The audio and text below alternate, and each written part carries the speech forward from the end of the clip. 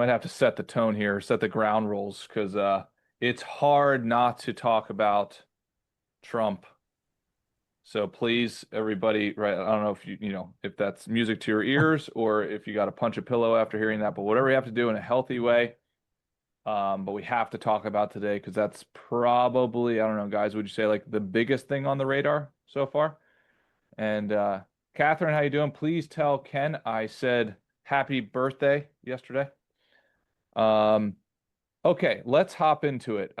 Joel and Colin, we've got I don't know, probably the biggest thing to talk about is the BBB, the big beautiful bill and the highlights. Let me share this so far. I just have a quick summary version. Let me see here. Let's share the screen. Okay, so I'll kind of set the stage here. I broke it down into basically nine different categories. We have individual and business tax cuts, Trump accounts for senior, Trump accounts and senior relief, which I thought was interesting. We can circle back to that. Corporate and investment provisions, Medicaid and SNAP cuts, and also requirements, spending increases on defense and border, debt ceiling and deficit, healthcare and rural support, education and student loans, and then miscellaneous. Um, Let me open it up to you. Joel, let's throw the mic over to you first. Anything that jumps out on this BBB for you? I would say for our purposes, there's three things that are beneficial for planning. Number one is that increased senior bonus deduction on the standard deduction.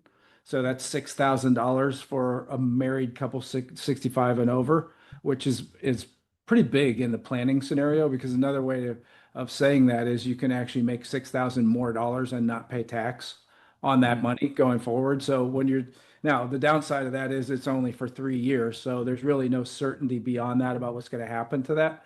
But we should take advantage of that for planning purposes while it's available and actually realize tax-free income, not let that go by in the next 3 years. The other thing is the SALT deduction, which is pretty big for people in California. It's actually very big for people in high income or high tax rate states. So again, it would be beneficial around planning. And then the final thing would be the that impact on Social Security. So there's a little bit of I think, of a misnomer about no tax on Social Security. It's basically saying that it's reducing tax on Social Security, this law is, but it's really not. It's all it's doing is allowing that standard deduction of an extra $6,000 for a married filing joint couple 65 years and older to make more income that doesn't qualify for taxation under the Social Security tax law. So it's really not a reduction of Social Security tax. It's just it will benefit people that are now currently paying tax on Social Security, but on the verge of being able to get just under the limits with that new $6,000 deduction. So three pretty big planning capabilities around those new impacts in the law. And the other thing, one of the big ones I missed is it made permanent the current tax brackets and current tax rates into the future, which is absolutely huge. So that means we now need a majority to change that law. So we've got a lot of certainty around the planning that we do with the clients that we work with, and that can only be good going into the future. Now, there's some downside, and I'm sure we'll get into that as we go forward. But those were the three or four things that jumped out at me that were actually very beneficial in this law. And that SALT deduction, from my understanding, is now capped at Yeah, $40,000. it went from 10,000 to $40,000. So it'll actually help a couple of people. It'll help people. You have to itemize to get that. So it's not going to affect a lot of people, but people in very high income tax states like California, which a lot of our clients here are, can potentially take advantage of that. Yep. The other thing it will do is it'll allow people to get over people who have high medical expenses but weren't able to deduct those previously. That new SALT limit will allow them to get over the itemized deduction limit so that Right. then now their medical expenses become deductible, which can turn out to be a pretty big boost in tax deduction if that all plays out in their favor.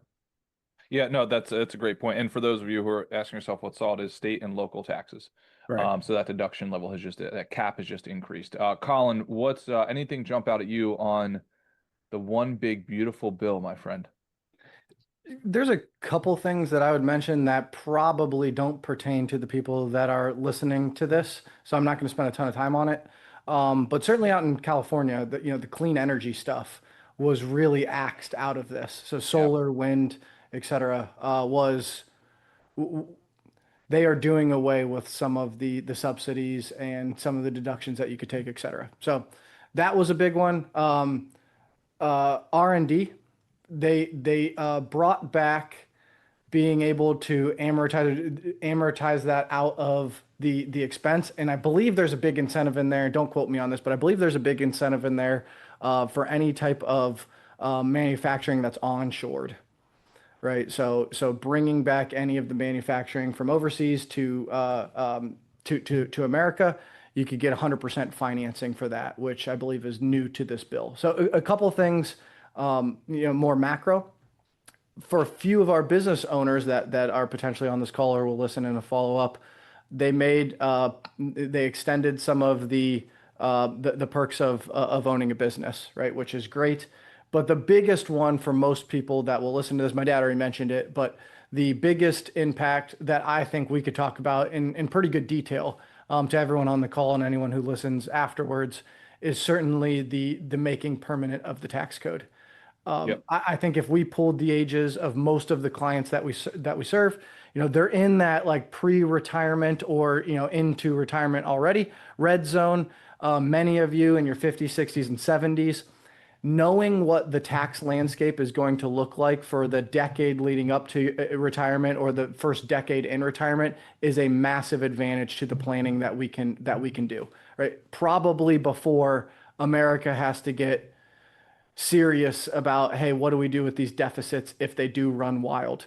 So if taxes truly are on sale, right? If the stuff that we've talked about in the class and I'm sure in one-on-one sessions is advantageous moving forward, we really want to capitalize on the tax landscape over the next 5 to 10 years for your personal situation so you can insulate yourself from some of the risk of hey, if America does start to go into more and more debt and it gets us to a point of we have to slash programs or raise taxes or do the things that are not popular in conversations politically or even generally just with the general public.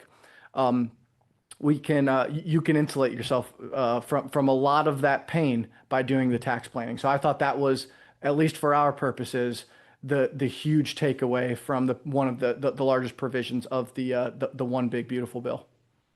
Yeah, and a really good way of thinking about this. I know we've said this on the show before. Um, Please do not underestimate the profound impact, negative or positive, that taxes have on your portfolio and its returns.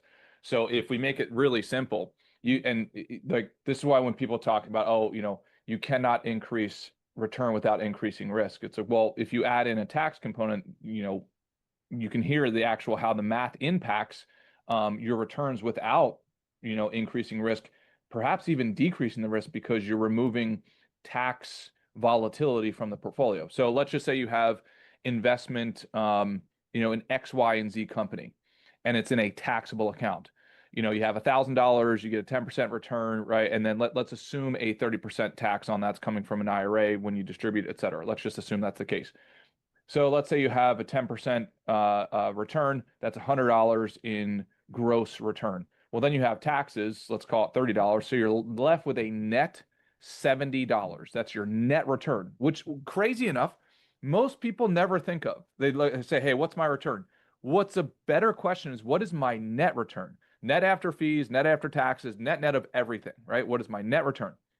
Well, if we take that same exact investment and we put it into a tax-free bucket, a Roth account, let's just say as an example, same exact X, Y, and Z company, same exact percentage return, same exact $1,000 you originally invested, So now you have a gross return of $100, but then also because there's no taxes, you also have the same net return of $100.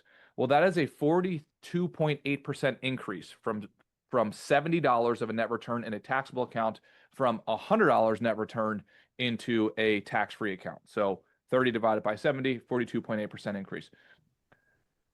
Now, that's obviously done in a vacuum, but you get the profound impact of how big taxes actually play a role into your portfolio performance and the planning of it. Most people, you know, they think of their 401k or their IRA, say, hey, I've got $2 million in there. No, you don't. You don't, right? A portion of that, and a very measurable portion of that, is earmarked for the government. You just don't see it, right? And then you're forced to take it out via RMDs. Anyway, we talked about a lot of this in the past, but we have some new people on here, so I just wanted to reiterate that point. All right. What do you guys think about, this is very interesting, the electric vehicle and like renewable energy, let's say, subsidies being removed from the equation in large part. So number one, if you're in the market for a car right now, especially an EV, the deadline is September 30th, right? Where you no longer get the EV credit after that date. So if anybody's, interested, like, please do that ASAP, buy the car ASAP if you're interested to get that I believe it's $7,500 credit.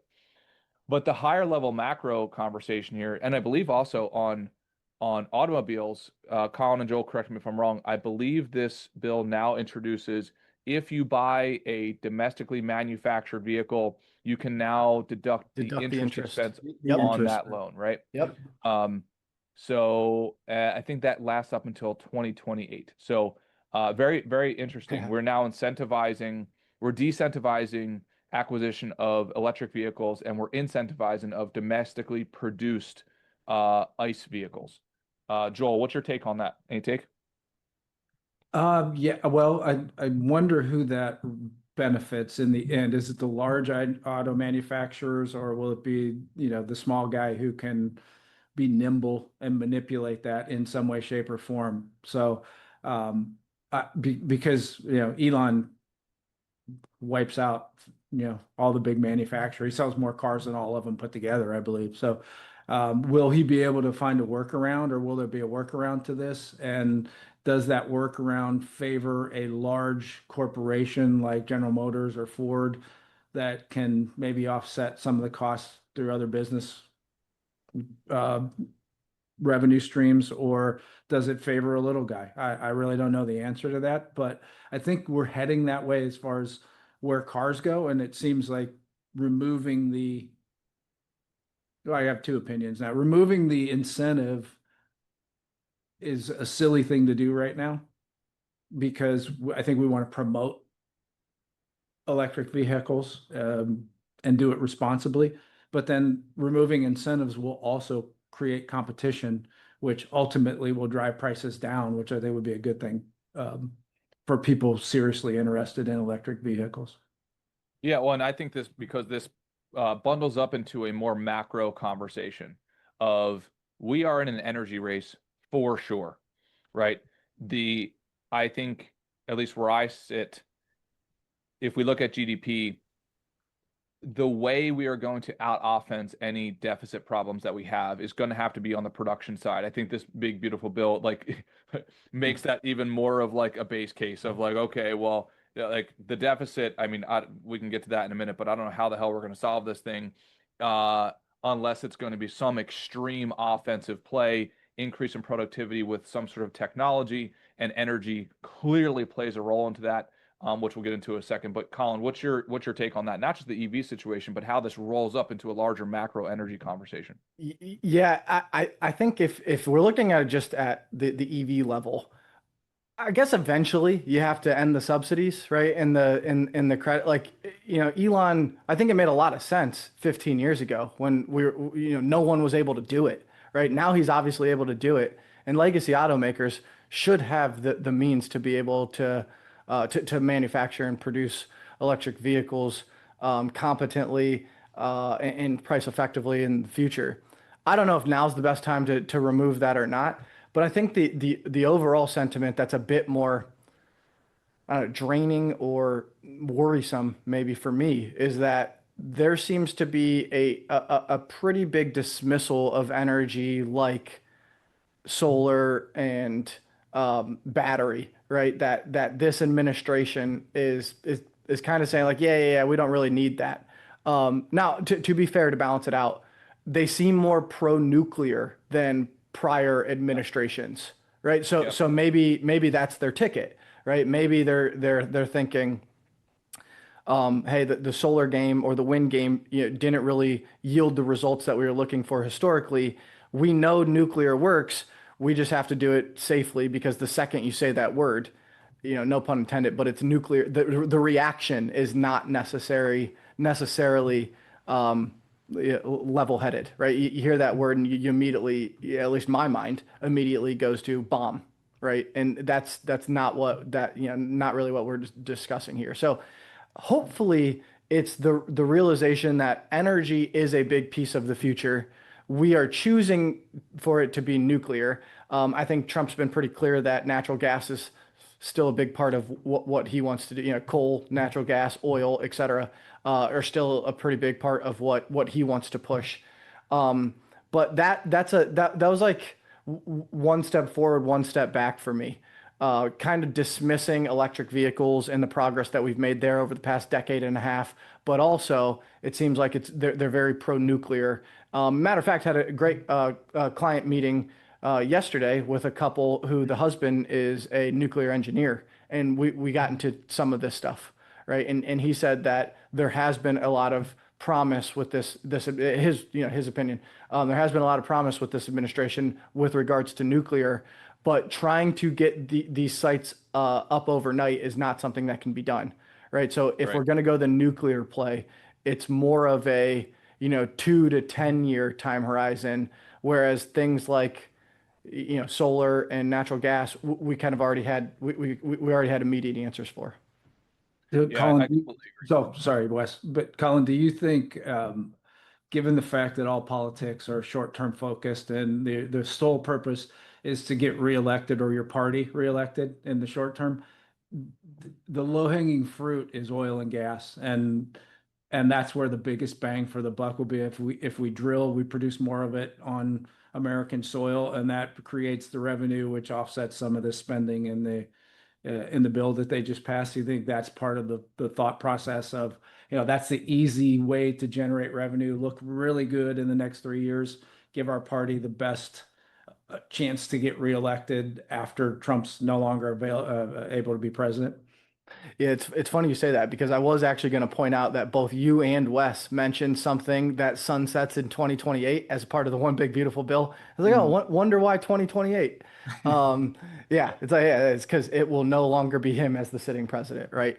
So yeah, I definitely think they are going to position, whether it be tax cuts, whether it be spending budgets, et cetera, most of what he's going to do, and I'm not trying to get super political here, but most of what he's going to do is prioritize the 3.5 years that he has left. And to that point, Dad, there's no getting nuclear up to speed in that time horizon at the extent which we need it right now. I don't think they should stop. Hopefully, the next 10 years is very pro-nuclear, for the benefit of America, not the benefit of politicians. But yeah, natural gas is definitely the quickest way to driving down prices across the board, and that's something that he ran on. Said, "Hey, Mm. I'm going to make it affordable for the everyday American at the gas pump, at the grocery store, with your utilities." And really wants to drive down inflation, drive up wages, and that can happen with natural gas, whereas something like nuclear or maybe the energy of the future just needs a longer time horizon to accomplish what America ultimately needs. Yeah, and to really establish a baseline of this, if we look at some macro level data, there's a couple graphs that I think are pretty interesting. If you look at electricity generation in 2024 by some top countries here, you break it down into coal, natural gas, oil, renewables, and nuclear. It's pretty fascinating. I mean, if you look at, let's say China and the US, you can see the energy distribution percentages are dramatically different, right? A certain percentage, China's energy apparently, at least per this data set, roughly 60% coming from coal. 3.2% coming from natural gas, 34% roughly from renewables, and 4.4% from nuclear. Dramatically different distribution of that of the United States, which I think is really fascinating. So as we shift away from our current sources of renewables or decentivize them, I wonder how it's going to play out. Now, this graph has to be looked at in conjunction with this, which I think is fascinating.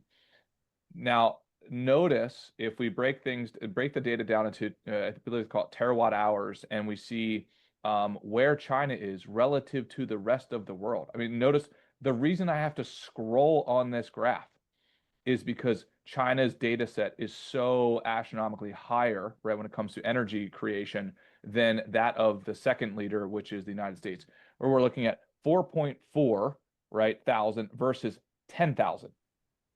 And from my understanding in 2025, that gap got even wider. So I am a bit concerned about this. Not necessarily, concerned is probably the wrong word, but how do we make up for this gap? I am convinced that energy is the thing. That is the lead domino that feeds everything else.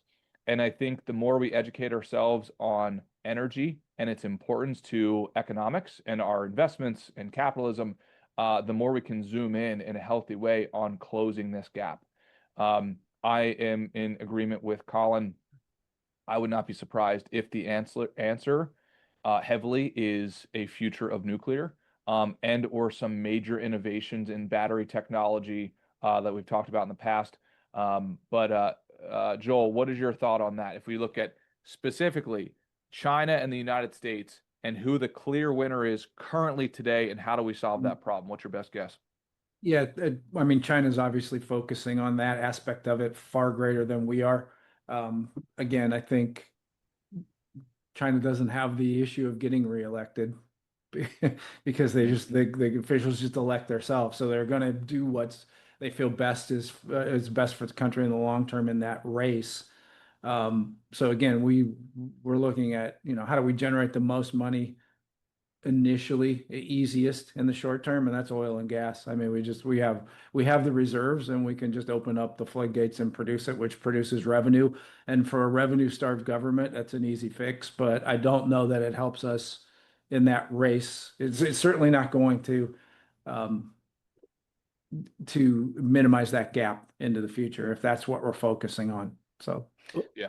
What do you guys think of? And I haven't really thought through this. It's just kind of coming up now. So, at the risk of sounding more foolish than usual, how much of that do you think is like demand, right? Like, obviously China's much larger and would require more energy, right? To do whatever it is, 3x the population.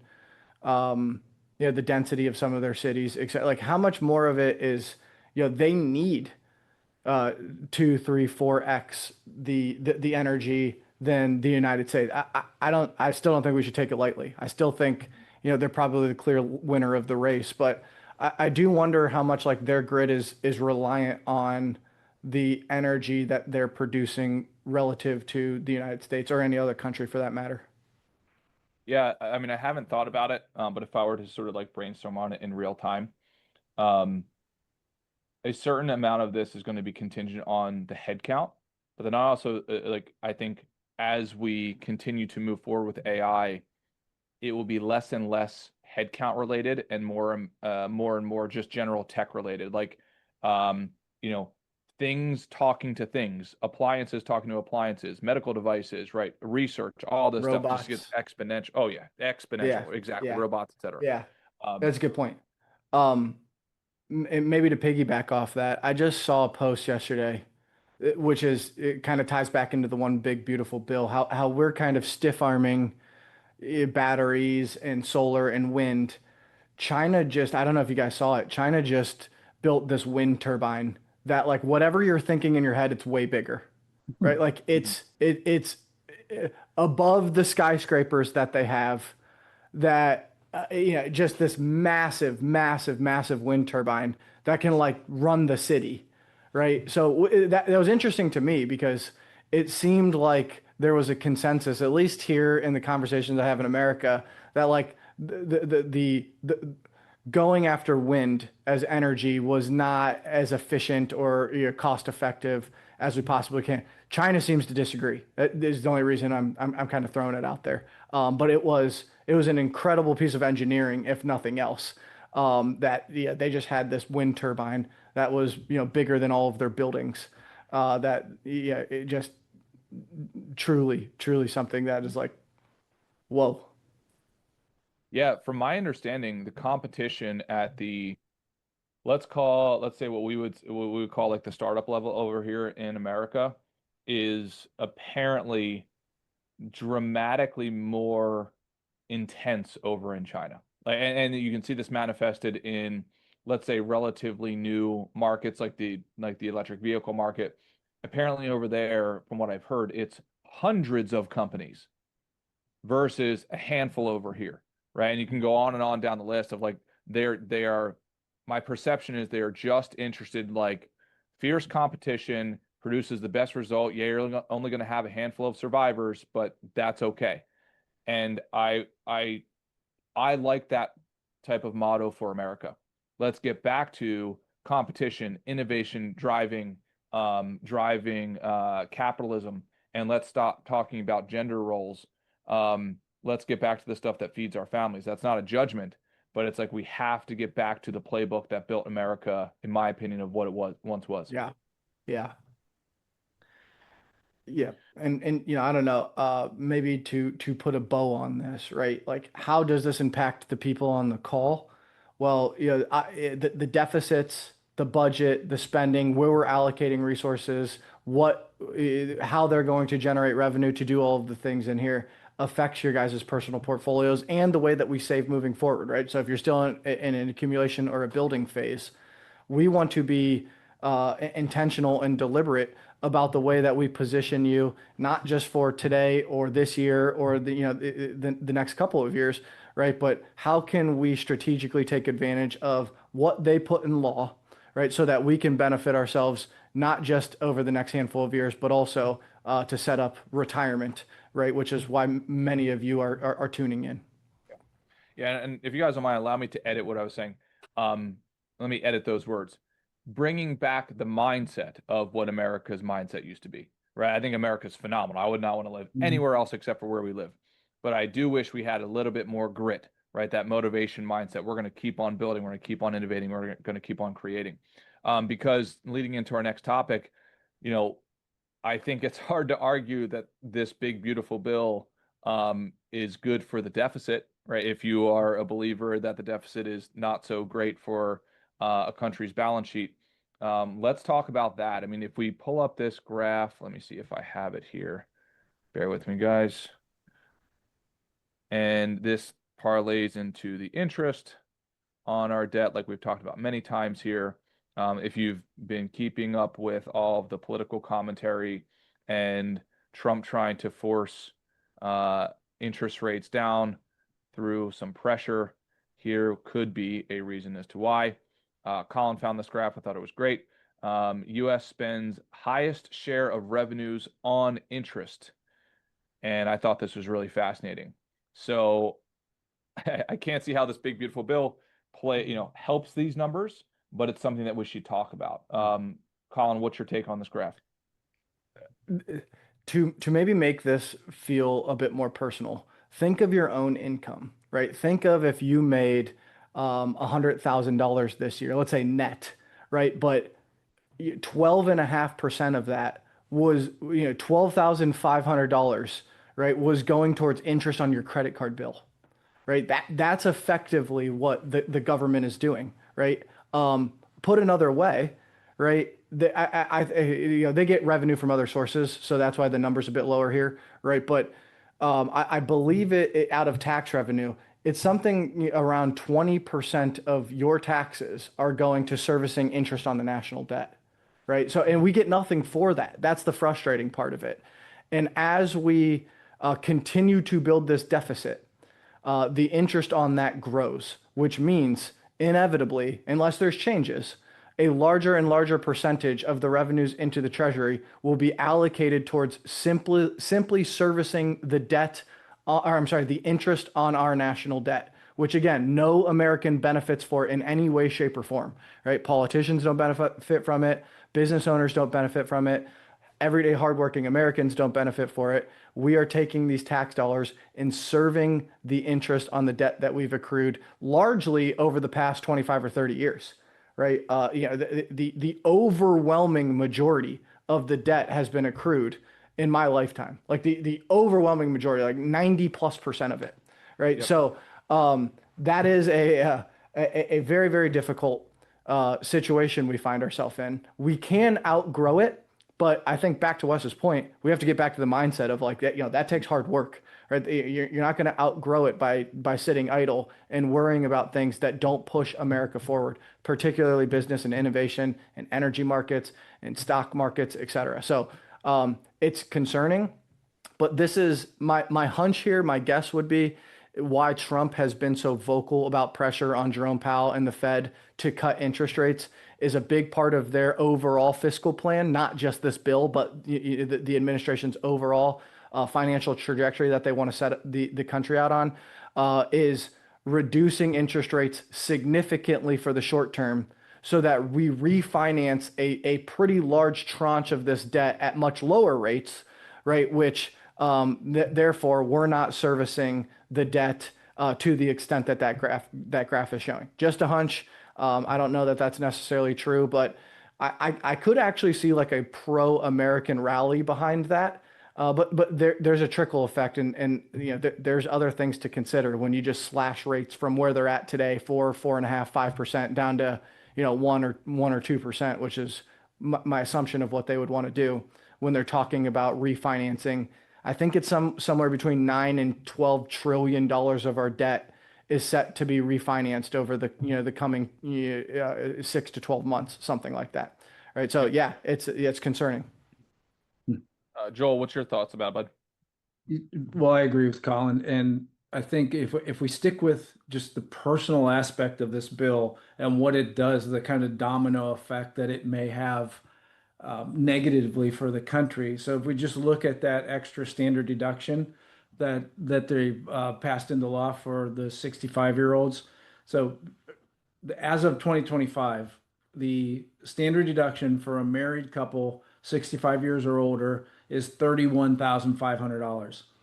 Because you're 65, you get an additional $3,200 in standard deduction. Now, on top of that, with this new increased standard deduction, there's another $12,000 of standard deduction that a married filing joint couple age 65 or older will now experience. So in other words, we're saying that an additional 12, that's a total of $46,700 that's not taxable. Imagine all the people that live off that much or less in this country, and they're paying zero tax, right? So we've got now another $12,000 of non-taxable money for every single couple at 65 plus and over that are filing a joint return. Where's that revenue coming from on the other side of that, right? I'm not saying it's a great thing for us personally, but there's a domino effect to the other side of that. One of those domino effects is when you recalculate when Social Security goes insolvent. Previous to this, it was 2033. It's now 2032. So it actually moved it up an entire year. Medicaid, the same thing, or Medicare, the same thing. It's going insolvent a year earlier. So it's just exacerbated that issue. Good thing personally, maybe not so great of a thing for the country. So Yep. there's little nuances that, again, we want to use these things to our benefit in personal planning, but it's also got some downsides to it that 64% of people don't pay tax on Social Security. That number goes up to something like 90% or 91% with this new higher standard deduction. So that's just a loss of revenue back into the program. So there are some things that get triggered that aren't really beneficial, but overall, I think it's a decent bill for Americans. I'm not sure about the country. Yeah, I think what's interesting here is, I don't know about you guys, but my conclusion, and this has always been my conclusion, especially for America, is out offense our problems. We got here off of innovation, hard work. By the way, if anybody ever wants to go and watch a really cool documentary, I love it. I've probably seen it 3 or 4 times. It's called America, the Story of Us, on the History Channel. It's absolutely outstanding, in my opinion. You can also buy it on I think YouTube, and you can buy it on Amazon Prime. I think it's outstanding. It goes back to like, here is what America, here's how it was created. Here was the mindset. I mean, just looking at the probabilities of death of commuting by ship over to America to settle over here in America. It was something crazy. It was like 70% of them were dead within like 3 months, even if they got lucky enough to land on the shores. It was something insane like that. So just the grit and the risk taking for a better future for your family and your family tree, I thought it was just really outstanding. And yet again, I think we find ourselves in, okay, yeah, we have these problems. That's what America does. We solve problems. And I think that we do that best through companies. And I know that sounds corny. I literally mean that. Like, the way that you create wealth is by creating value. All of this other stuff I view as financial engineering or some sort of like other trickery, but it has to come from an origin of value. If it does not, then it's just you're right, like you're just kicking the can down the road. So if we think about it from an investment standpoint, one small piece here that we haven't talked about, which I'm a big fan of actually, is what is it that they call the Trump account? $1,000 put into, I believe, the market Yep. for each Yeah. child born, which I think is really interesting.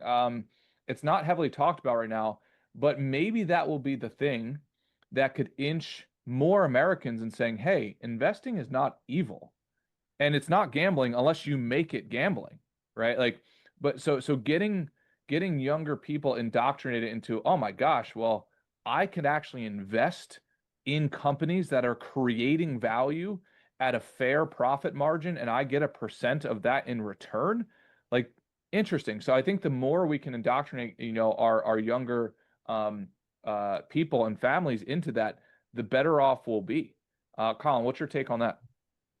Yeah, also something that ends in 2028. So get Yeah, to yeah. having those babies immediately.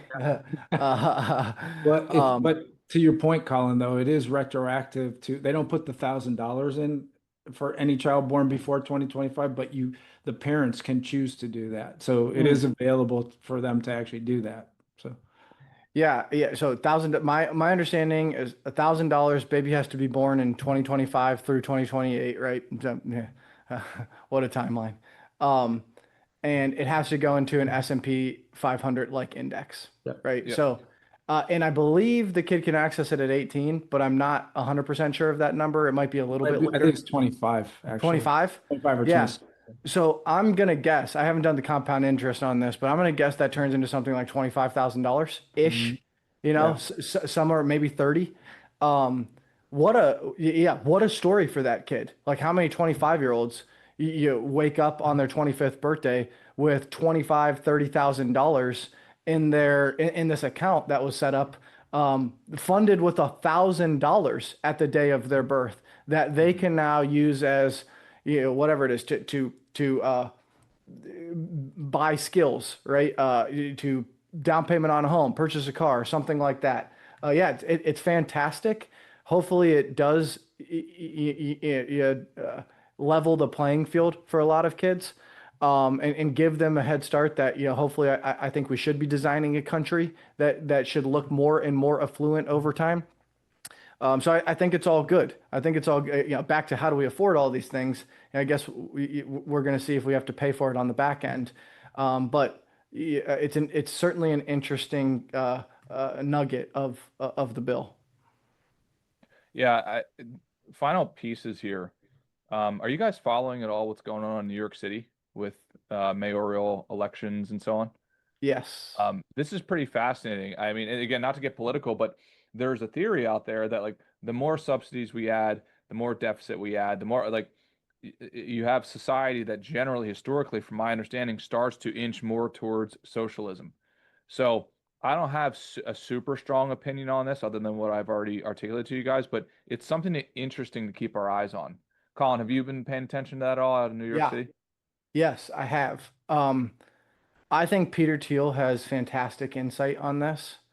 If I can recall the story roughly, And I fully agree with at least the premise of the thought. If I could recall the story roughly, he was sitting on the board of Meta of Facebook at the time, and there was another board member that was kind of getting upset at the younger generation, saying like, they're not like old school capitalists. They're not motivated, et cetera. And they must have, you kind of had some rumbles or some grumbling about, hey, this is kind of an unfair setup. And the board member was expressing to everybody that like, hey, yeah, like, we got to shut these kids up, basically. Like this is getting old. And Peter Thiel's response was, instead of just dismissing it, you don't have to necessarily agree with it, but instead of just dismissing it, maybe we should start to understand why they're feeling this way. If you can't have a stake, or if your perception is that you can't have a stake in the capital markets, right, the very rational outcome of that would be, well, I don't want to participate in that system, right? That is an unfair. So you're telling me it's fair. I don't feel like I could participate in this, whether it's right, wrong, or indifferent. And the rational reaction is that they are going to push back against that system. If I look at my peers, I personally am one of those people that I do think we were sold a bill of goods a bit about what college was supposed to do for people in my generation. Prior generations didn't have the extreme costs associated with college, right? You could go, full semester might cost $1,500. That was like a $15,000 cost by time I got to school, right? So kids were coming out on the low end with $50,000 and $60,000 of debt, and depending on where they chose to go, that could be somewhere like $250,000 of debt. That's a house payment with no house, right? That you feel like you're so behind at that point. And the trade-off that you made was, hey, I'm going into debt to get skills, to get a job that will pay me so I can finance this debt over time. And that didn't end up being the case, right? That's one example. I think home ownership is another example. Many of you on here probably have kids within 5 or 10 years of me, of my age. I look around, I think like, how can many of these people, my age or younger, afford homes that are, starter homes, that are going for $400,000 and $500,000 and $600,000 in Ohio, right? And I can't imagine what that number is, in Southern California for the folks that are out there. So yeah, I think the natural reaction to feeling like you don't have a place to participate in the capital markets is you're going to say, well, I want to sign up for a system where everything's fair, or at least that's the assumption of everything is fair. And if you haven't been paying attention on what's going on in the mayor race in New York City, there is a pretty like straight down the line, like socialist. You can even potentially call him communist, right? Like to the T, right? That has won the Democratic nomination, and will go up against the Republican here, in the coming months. And I mean, most of the support, yeah. to the degree of government, grocery stores, et cetera, et Yep. cetera. So just to Oh, add some more texture yeah. to it. Yeah, and yeah, like thought that, and again, don't want to get super, well, we can get political, it's okay, I guess.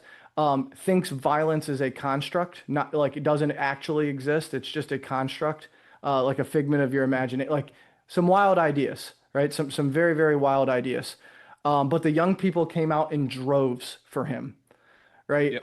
Yeah, the young people, roughly my age, again, give or take 5 or 10 years, voted very, very seriously in favor, of this man.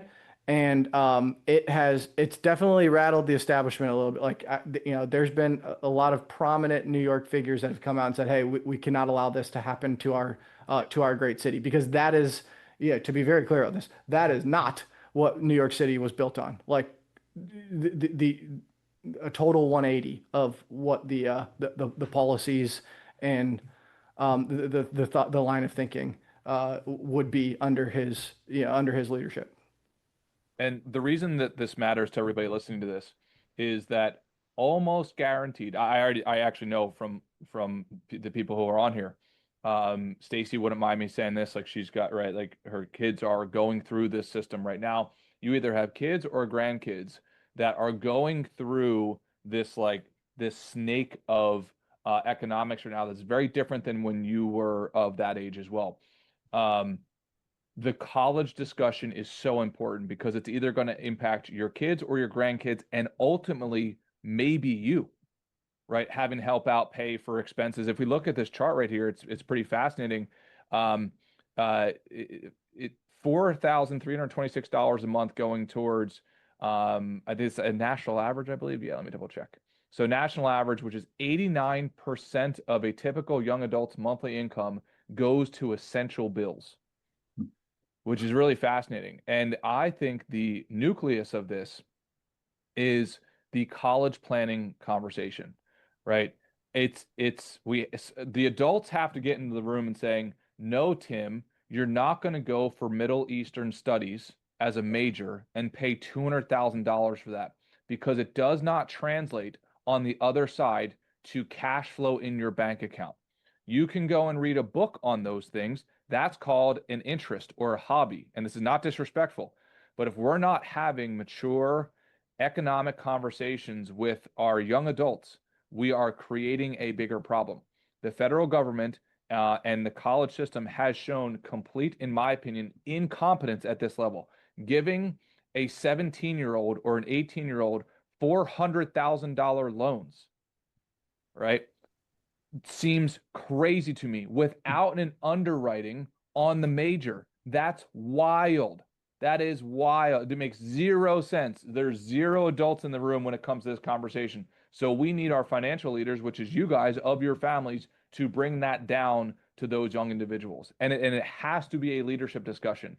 It cannot just be like, hey, here's what I lightly suggest. In my opinion, it should be a demand. It should be a prerequisite to do the math on this. And if you need help with that math, we are here to help you. But this is a very, very, very, very important topic, not just for younger generations, for you yourselves as grandparents and parents as well. Joel, any final comments on that topic? Yeah, let's tie that back into the Trump accounts because I think you and Colin made excellent points there. So any grandparents on the call, I think the limit on those accounts is $5,000. So parents, grandparents can add another $4,000 per year into that account for that child. So that would be something. And then the authorized legitimate uses that those accounts that you can withdraw money for are three things. It can be education, it can be a down payment on the first home, or it can be to start a business. Back to your point, Wes.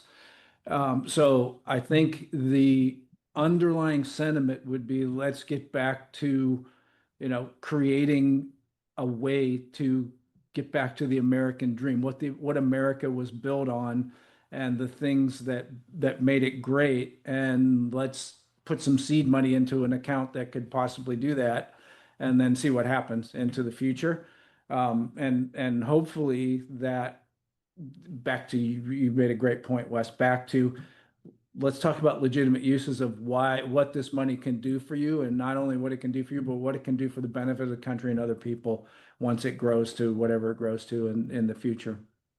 Yep. Awesome. Colin, any comments on that, bud? Yeah, it's short-term empathy versus long-term empathy, right? Like you can either preserve the conversation and delicately dance around the big obvious elephant in the room, right? So that you don't have to have the tough conversation with your kid or your grandkid in the short term.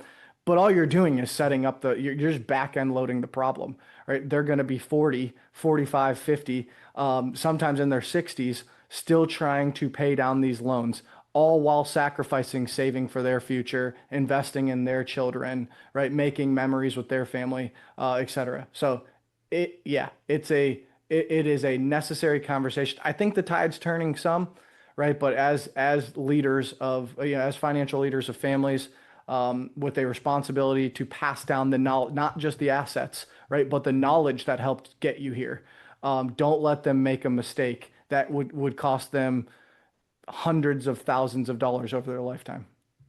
Yeah, absolutely. And we want to end on a positive note here, because all of this is great. We want to have open dialogue about, hey, what are the problems so that we can instigate more solutions, and that all of you as financial leaders in your family can have conversations and lead your families respectively.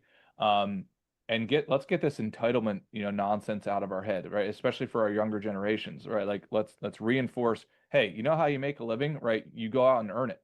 and you provide value for other human beings. So for what it's worth, Colin found this other great graph that shows share prices historically over time. Now, I know you cannot read the words, nor can I. The text is super small, but it's just to illustrate the point. There's a whole laundry list of problems that we've gone through at the world level, and yet we see progress over time and valuations going up over time, because at the core of progress, right, is actual value exchange. If you ever want to go deeper into this, read the book by Adam Smith, Wealth of Nations, and or The Rational Optimist, which I think is absolutely outstanding. So I am an optimist on America and the world in general, that we are going to keep on building and creating value. That's my final words. Colin, final words of wisdom, buddy. No, love it. Appreciate you guys. Looking forward to continuing to do this. So, we think this is very, very relevant to the discussions that we have, on the general level, but also on the personal level. And we'd certainly welcome any feedback, any questions, any topics that you guys would want to table for future discussions. Please don't be shy. If there is an itch we can scratch, we'd love to table it, because you're probably not alone. Right. There are very likely many of our other clients that have similar questions, similar comments, similar thoughts. So I'd always encourage you to make sure that you guys are prioritizing those, so that we can hopefully add some value to that conversation. Yep. Mr. Joel, final words of wisdom, buddy. I would echo the same positive sentiments that you both just did. The other thing is, I think there's already, I see a lot of marketing around this new bill. And just a heads up, there's nothing in this new bill that is so urgent that requires your attention to make snap decisions right now. There are good things in this bill, there are bad things in this bill, but there is nothing that you have to decide urgently today, that if you don't do it, you're missing an opportunity, or it's going to cost you, hundreds of thousands of dollars. So you're going to see plenty of marketing out there around this bill. Just kind of put it in context, step back, take a deep breath, and say, well, we've got some time to work through this, play this out. We'll be talking about this thing in our review meetings with all of you. So I just want to make sure that everybody knows that there's nothing out there that, if you aren't, you see a commercial that says, if you're not doing this, you're going to lose your life savings. Don't, that's marketing. Don't fall for that. There's nothing in the bill that's so urgent that we need to address it tomorrow or the next day. Great point. Yep. Well said. All right, guys. Love you guys. I will see you next month. See ya.